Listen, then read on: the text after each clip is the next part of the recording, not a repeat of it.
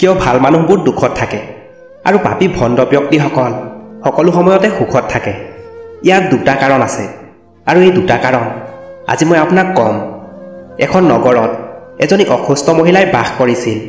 তেওঁৰ 3জনী সৰু সৰু ছোৱালী আছিল আৰু বহুদিন আগতে তাইৰ স্বামীৰ মৃত্যু হৈছিল। আপুনি যদি এই গল্পটো শুনিব বিচাৰে তেন্তে সম্পূৰ্ণ শুনক। গল্পটো আধা শুনি ভুল নকৰিব, কাৰণ এই পবিত্ৰ কাহিনীটো আধা বা অসম্পূৰ্ণ এৰি যোৱাই আপোনাক অপৰাধী বোধ কৰাব পাৰে। সেয়ে গল্পটো সম্পূৰ্ণ শুনক। আৰু আপুনি যদি শিৱৰ সঁচা ভক্ত হয় তেনেহ'লে ভোলানাথক কেতিয়াও অনাদৰ নকৰিব। আপুনি যদি ভগৱান শিৱৰ সঁচা ভক্ত হয় তেনেহ'লে কমেণ্টত হৰ হৰ মহাদেৱ লিখি যাব। সৰু 3 সন্তানক মানুহৰূপে গঢ় দিয়াৰ ভৰ অবলা অসুস্থ মহিলাৰ ওপৰত পৰিল। সেই বিধৱাই 3 সন্তানক লৈ ক'ত যাব কি কৰিব বুজিব পৰা নাছিল। আনকি তেওঁ অসুস্থতাৰ বাবে কিবা কাম কৰাৰ ক্ষমতাও তেওঁৰ নাছিল। আৰু তাৰ ওপৰতে সমাজৰ বিভিন্ন কথাই তাইক দুশ্চিন্তাত পেলাইছিল। দৰিদ্ৰ অসহায় মহিলাক সহায় কৰাৰ কোনো নাছিল। স্বামীৰ কথা মনত পেলাই 3 কন্যাৰ দেখভাল কৰিছিল। কিন্তু স্বামীৰ দুখত তেওঁ আৰু অসুস্থ হৈ পৰে। কিদৰে 3 সন্তানৰ লালন পালন কৰিম, ইহঁতৰ ভৱিষ্যত কি হ'ব, এইবোৰ ভাবি ভাবি সেই বিধৱা মহিলাৰ স্বাস্থ্যৰ অধিক অৱনতি ঘটে এবং তেওঁৰ শেষ সময়ো ওচৰ চাপি আহিছিল। তেওঁ মৃত্যুৰ ক্ষণ গণি আছিল।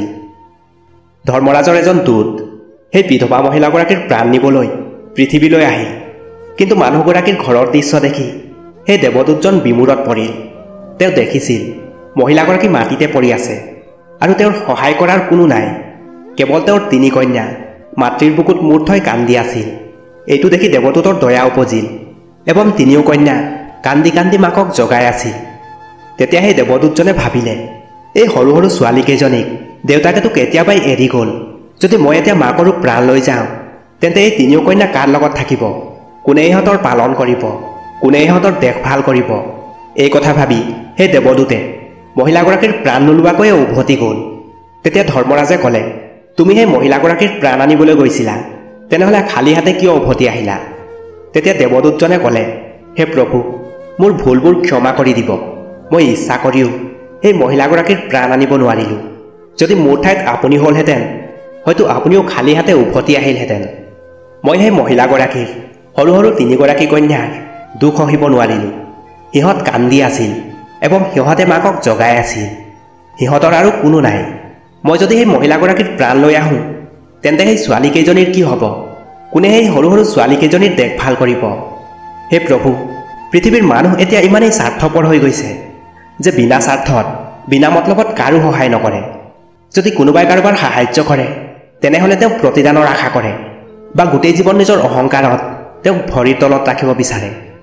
দেৱদূতজনে আৰু ক'লে, হে প্ৰভু, মই ভাবোঁ সেই মহিলাগৰাকীক আৰু কিছুদিন সময় দিয়া উচিত, যাতে তাই 3 কন্যাক লালন পালন কৰি ডাঙৰ কৰিব পাৰে। দেৱদূতৰ কথাবোৰ শুনি ধৰ্মৰাজে খং কৰি ক'লে, হে মূৰ্খ, ঈশ্বৰে বনোৱা এই সৃষ্টিত কোনে কি কৰিব পাৰে? ঈশ্বৰৰ ইচ্ছা অবিহনে কোনেও কাৰো এটা মুহূৰ্তও কমাব নোৱাৰে বা এটা মুহূৰ্তও বৃদ্ধি কৰিব নোৱাৰে। সময়ৰ পূৰ্বে কোনেও কাকো জীৱন দিবও নোৱাৰে এবং কাঢ়ি ল'বও নোৱাৰে। ঈশ্বৰে যি কৰে সকলোৰে মংগলৰ কাৰণে কৰে। তুমি কোন সৃষ্টিকৰ্তাৰ নিয়মক পৰিৱৰ্তন কৰাৰ? তুমি সেই মহিলাগৰাকীৰ প্ৰাণ নানি ঈশ্বৰৰ নিয়মক উলংঘন কৰিছা। তুমি বহুত ডাঙৰ অপৰাধ কৰিলা, গতিকে তোমাক ইয়াৰ পৰিণাম ভোগ কৰিব লাগিব। যিখন পৃথিৱীৰ মানুহৰ বাবে তোমাৰ ইমান স্নেহ, ইমান মমতা আছে, সেই পৃথিৱীত মানুহ ৰূপ ধাৰণ কৰি তুমি তোমাৰ পাপ ভোগাগৈ যোৱা।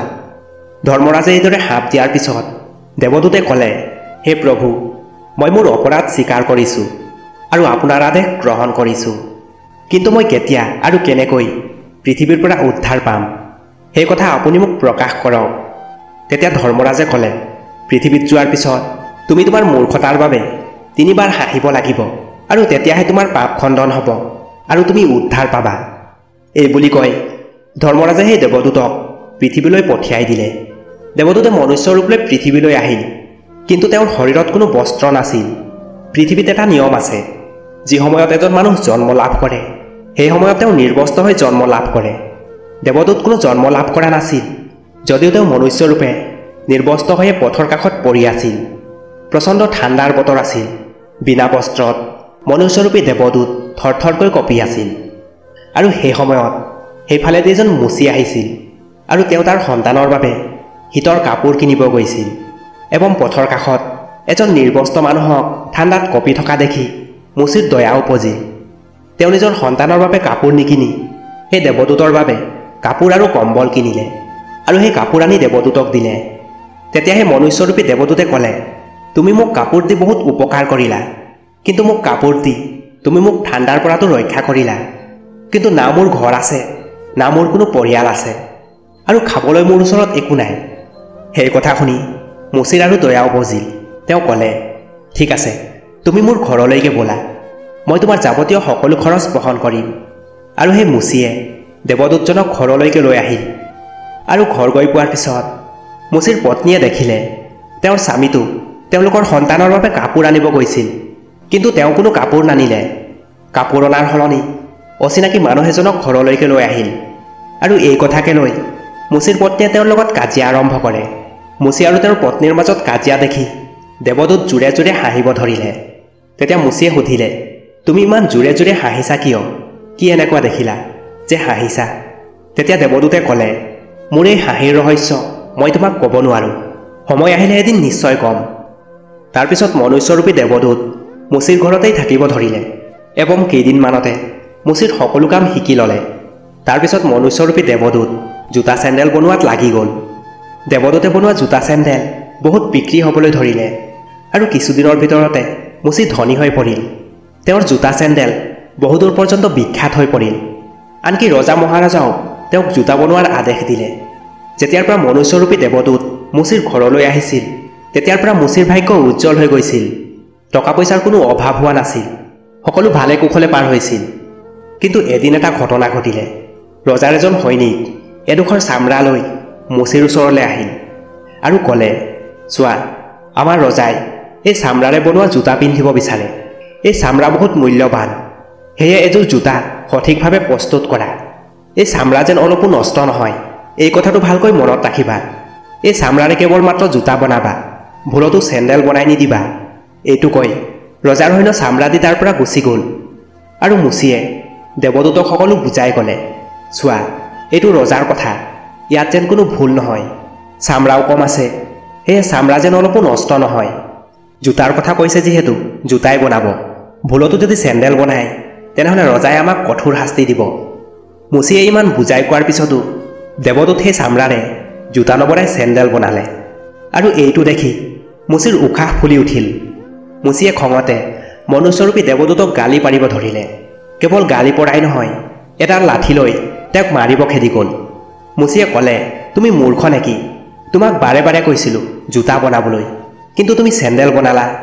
এতিয়া ৰজাই আমাক সোধাই নেৰে, তোমাৰ লগতে ময়ো মৰিম। সকলোকে ফাঁচি দিব ৰজাই। মুচিৰ ভয় আৰু দুখ দেখি দেৱদূত খিলখিলাই হাঁহিব ধৰিলে। মুচিয়ে ক'লে, সঁচাকৈ তুমি পাগল নেকি? ভুল কৰি কোনেনো এনেকৈ হাঁহে? হৱা চোৱা, জোতা নিবলৈ ৰজাৰ সৈনিক আহিছে। হাঁহিবলৈ বাদ দিয়া, মৰিবলৈ সাজু হোৱা।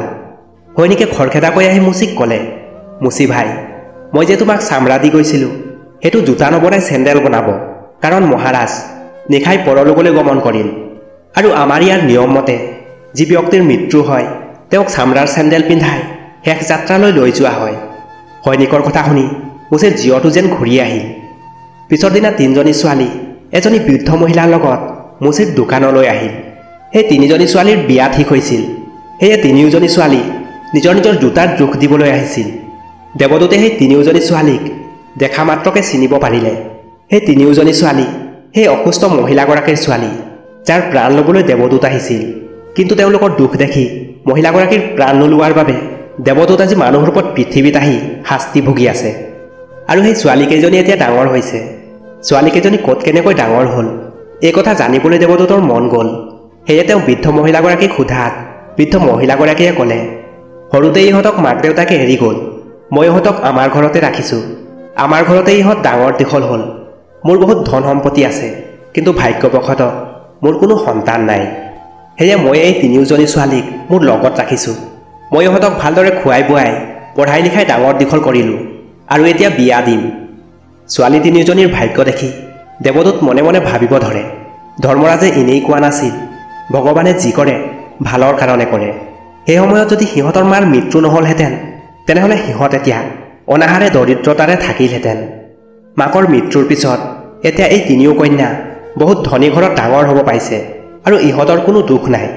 আৰু এই বৃদ্ধাৰ কোটি টকাৰ সম্পত্তিৰ মালিক হৈছে এই তিনিও কন্যা। এইবোৰ দেখি দেৱদূতে তেওঁৰ আগত কৰা মূৰ্খতাৰ কথা ভাবি জোৰে জোৰে হাঁহিব ধৰিলে। তেতিয়া মুচিয়ে সুধিলে, তুমি হাঁহিছা কিয়? তোমাৰ হাঁহিৰ কাৰণ কোৱা। এইদৰে একো অৰ্থ নোহোৱাকৈ হাঁহি থাকা। আজি 3 দিন হৈছে, আজি তোমাৰ হাঁহিৰ কাৰণ কোৱা। তেতিয়া মনুষ্যৰূপী দেৱদূতে মুচিক ক'লে, মই এজন দেৱদূত আৰু এই যে তিনিওজনী ছোৱালী জোতাৰ চাইজ দিবলৈ ইয়াত আহিছিল, ইহঁতৰ মাকৰ প্ৰাণ নিবলৈ মই পৃথিৱীলৈ আহিছিলোঁ। কিন্তু সেই সময়ত এই ছোৱালীকেইজনী সৰু আছিল আৰু সিহঁতৰ দুখ মই দেখিব নোৱাৰিলোঁ। মোৰ দয়া উপজিল আৰু মই সিহঁতৰ মাকৰ প্ৰাণ লোৱা নাছিলোঁ আৰু সেইকাৰণে ধৰ্মৰাজে মোক অভিশাপ দি পৃথিৱীলৈ পঠিয়ালে আৰু মই নিৰ্বস্ত্ৰ হৈ পথৰ কাষত পৰি আছিলোঁ। তাৰপিছত তুমি মোক তোমাৰ ঘৰলৈ আনিলা। মোক তোমাৰ ঘৰলৈ অনাৰ বাবে তোমাৰ পত্নীয়ে তোমাৰ লগত বহুত কাজিয়া কৰিছিল, কাৰণ তুমি তোমাৰ সন্তানৰ বাবে কাপোৰ নলৈ মোৰ বাবে কাপোৰ আৰু কম্বল লৈছিলা। সেই সময়ত প্ৰথমবাৰ তোমাৰ পত্নীৰ মূৰ্খতা দেখি মই হাঁহিছিলোঁ, কাৰণ তোমাৰ পত্নীয়ে তেতিয়া লাভটো দেখিব পৰা নাছিল, যিটো মোৰ অহাৰ বাবে তোমাৰ হ'ব গৈছিল।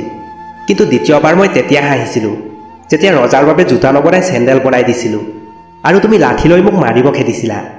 তেতিয়া তুমি ৰজাৰ কথা ভাবিছিলা, কিন্তু তুমি জানিব পৰা নাছিলা ৰজাৰ লগত কি ঘটনা ঘটিছিল, যাৰ বাবে ৰজাক জোতাতকৈ চেণ্ডেল বেছি জৰুৰী আছিল। আৰু সেই ছোৱালীকেইজনীক দেখি মই মোৰ মূৰ্খতা উপলব্ধি কৰি দ্বিতীয়বাৰ হাঁহি মই মোৰ সাপৰ পৰা মুক্ত হ'লোঁ। বহুবাৰ এনেকুৱা হয় যে আমি যিটো দেখি নাপাওঁ এবং চকুৰ আগত যিটো ঘটি থাকে সেইটো দেখি দুখী হওঁ। কেতিয়াবা কেতিয়াবা ঈশ্বৰে আমাৰ ভালৰ বাবে আমাৰ লগত বেয়া কিবা কৰে, কিন্তু সেইবোৰ দেখি আমি ঈশ্বৰৰ ওপৰত খং কৰোঁ। কিন্তু আমি আমাৰ ভালটো দেখি নাপাওঁ, যিটো ভৱিষ্যতে আমাৰ লগত হ'ব আছে। কেতিয়াবা কেতিয়াবা আমাৰ লগত বৰ্তমানত ভাল কিবা হ'লে সেইবোৰ লৈ বহুত সুখী হওঁ, কিন্তু ভৱিষ্যতে আমাৰ লগত কি হ'ব সেইটো আমি দেখি নাপাওঁ।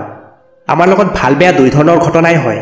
সেয়ে আমাক সদায় এই সম্পৰ্কে চিন্তা কৰা উচিত যে ভগৱানে যি কৰিব সেইটো ভালৰ কাৰণে কৰিব।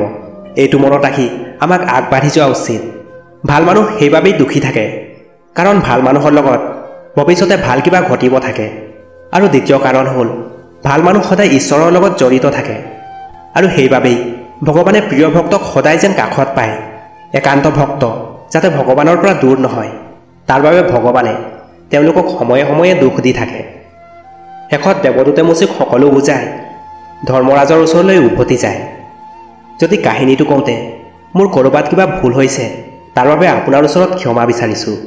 আশা কৰোঁ সকলোৱে ভিডিঅ'টো চাই ভাল পালে। যদি আপুনি ভগৱান শিৱৰ সঁচা ভক্ত হয় তেন্তে চেনেলটো ছাবস্ক্ৰাইব আৰু ভিডিঅ'টো লাইক কৰি কমেণ্টত হৰ হৰ মহাদেৱ বুলি লিখি যাব।